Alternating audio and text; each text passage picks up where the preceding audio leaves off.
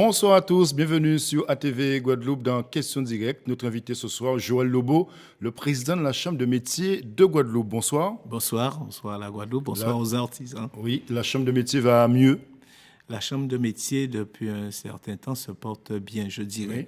Oui. Nous avons, depuis quelques années, redressé la situation financière de Financière. la Chambre de métier et bien entendu mettre une organisation administrative en place pour être au service des artisans guadeloupéens. L'artisanat, c'est l'avenir de la Guadeloupe selon vous aujourd'hui? L'artisanat, c'est l'avenir de la Guadeloupe. Oui. Les très petites entreprises, c'est l'avenir de la Guadeloupe. Avec 16 000 entreprises artisanales en Guadeloupe, nous représentons donc l'organisation même, je dirais, de l'économie en Guadeloupe, avec des femmes et des hommes qui sont répartis sur l'ensemble du territoire et qui sont au service de la population guadeloupéenne dans 250 métiers. Et comment les apprentis sont formés aujourd'hui?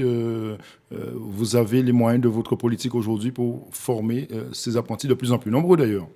De plus en plus nombreux, mais je dirais quand même avec une certaine stagnation, puisque aujourd'hui, les entreprises qui, en Guadeloupe, fonctionnent de manière courageuse, je dirais, sont quand même en grosse difficulté. Oui. Et traînent les pieds pour recruter les apprentis. C'est un problème économique, hein, je le conçois, puisque je reçois régulièrement des chefs d'entreprise qui me disent que c'est compliqué pour eux de pouvoir accueillir un apprenti comme ils le faisaient. Oui. Ils sont bien Mais conscients. c'est par rapport à quoi? Par rapport à la formation qui est moins bonne ou par rapport aux jeunes en lui-même? C'est quoi? Non, mais par rapport à la situation économique, Oui, il faut savoir déjà. qu'un apprenti est un salarié dans l'entreprise et qui doit être rémunéré.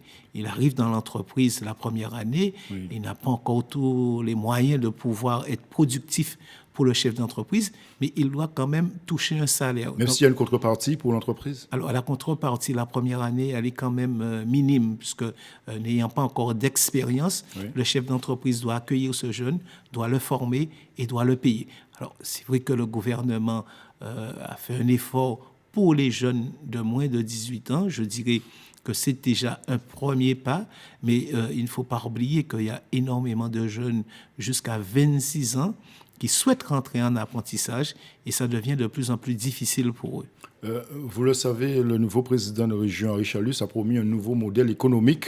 Comment la Chambre des métiers, avec cette politique artisanale, compte justement s'impliquer? Qu'attendez-vous de la région?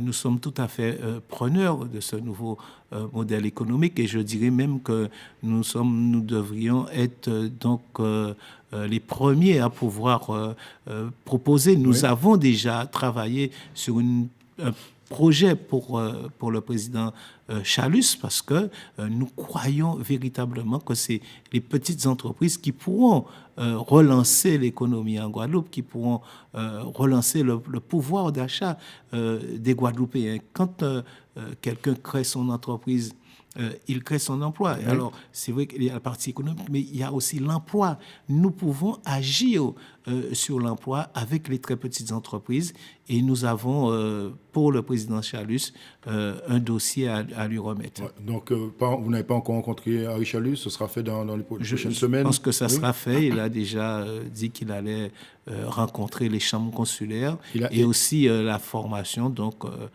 il prend le temps de son organisation, mais je crois que ça sera fait très prochainement. La Chambre de métiers, aujourd'hui, forme combien de jeunes et dans combien de métiers?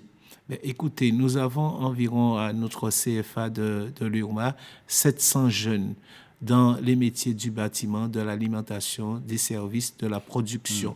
Bien entendu, ce qui concerne donc les métiers de la coiffure, l'esthétique, l'automobile, la restauration, les métiers du bâtiment, donc Oui. maçonnerie, carreleur, plombier, etc. Donc vous voyez, nous avons un panel de formation à la disposition de ces jeunes avec des plateaux techniques extrêmement modernes hein, et avec véritablement un accueil qui peut répondre donc à ce type de formation. Et aux attentes des entreprises. Et aussi des professeurs motivés pour former ces jeunes. Simplement, il faut un véritable débat par rapport à la situation économique des entreprises, que je comprends d'ailleurs, qui sont en difficulté et qui ont de lourdes charges qui pèsent sur eux. C'est là qu'il faudrait agir parce qu'ils ont la volonté de transmettre. Eux-mêmes, ils ont appris. Donc, le mot dans l'artisanat, c'est la transmission du savoir et ils sont prêts à le faire si on revoit, bien entendu, les modalités, les conditions pour mieux les accompagner. Joël Lebeau, vous êtes président de la Chambre de métiers de Guadeloupe, mais vous êtes aussi membre du Conseil économique, social et environnemental, c'est ça, au plan national, vous représentez la Guadeloupe. C'est un atout aussi pour vous, vous qui représentez l'artisanat en Guadeloupe, c'est un atout d'être là? C'est un véritable atout pour l'économie guadeloupéenne en général.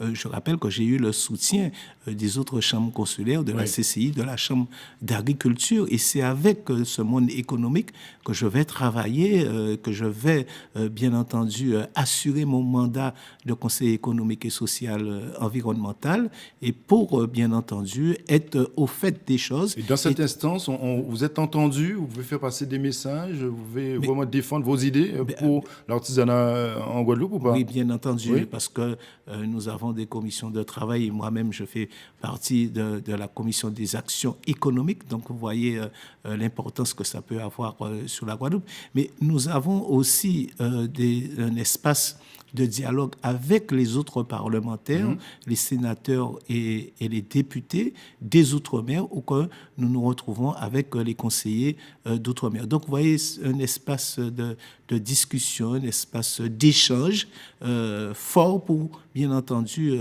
valoriser nos différents territoires. Et je le ferai, je vais m'y atteler, et c'est aussi pour la Chambre de métier un atout non négligeable. Voilà pour la partie économique. La politique, c'est terminé pour vous, Joël Lebeau? Est-il un trait sur la politique ou pas? Écoutez, je l'ai dit il y a déjà 2 ou 3 ans lors des élections municipales que je ne serai plus candidat à rien du tout au niveau politique. Hein. Donc voilà, moi je pense que j'accompagne, c'est ce qui a été fait. Donc personnellement, je préfère, et je le dis aujourd'hui, rester dans mon engagement économique. Parce que je trouve du plaisir à être au service des artisans guadeloupéens et bien entendu à pousser encore l'artisanat parce que je crois véritablement que l'artisanat est et doit demeurer la première entreprise de Guadeloupe. Voilà, vous avez choisi tout simplement la politique économique. Merci Joël Lebeau d'être venu ce soir sur ATV Guadeloupe. Bonne soirée sur ATV.